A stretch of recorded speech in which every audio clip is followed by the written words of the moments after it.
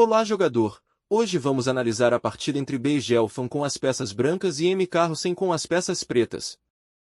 D4. Cavalo F6. C4. I6. Cavalo F3. D5.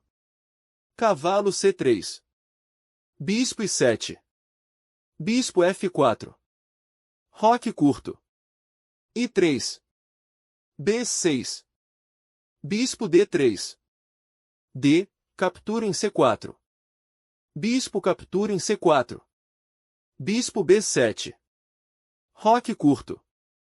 C5. D. Captura em C5. Dama captura em D1. Torre de F. Captura em D1. Bispo captura em C5. Cavalo B5. Cavalo de B. D7. Cavalo D6.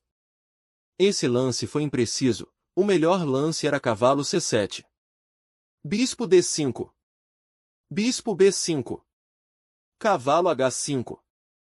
Bispo captura em D7. Cavalo captura em F4. Cavalo B5. Torre de A, D8. E. Captura em F4. Torre captura em D7. Cavalo I5. Torre B7. Cavalo C3. F6. Cavalo D3. Bispo C6. Cavalo captura em C5. D. Captura em C5. Torre D6. Torre C8. B3. Rei F7. Torre I1. Bispo D7. Cavalo I4. Rei I7. Torre A6. Torre de C, C7. Torre A5. C4. Cavalo C5. Torre B6. B. Captura em C4. Bispo C8. Cavalo A4. Torre B4. Cavalo C3. Rei F8. Cavalo B5. Torre de C. Captura em C4. Cavalo D6. Torre C6. Cavalo captura em C8. Torre captura em C8. Torre captura em A7. Torre captura em F4. G3.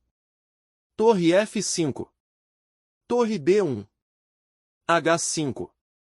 H4. Rei G8. Torre de B, B7. Torre C1 cheque. Rei G2. Torre C2. Torre captura em G7 cheque. Rei F8. Torre H7. Torre de F, captura em F2 cheque. Rei G1. Torre G2 cheque. Rei H1. Torre H2 cheque. Rei G1. Torre de H, G2 cheque. A partida terminou empatada.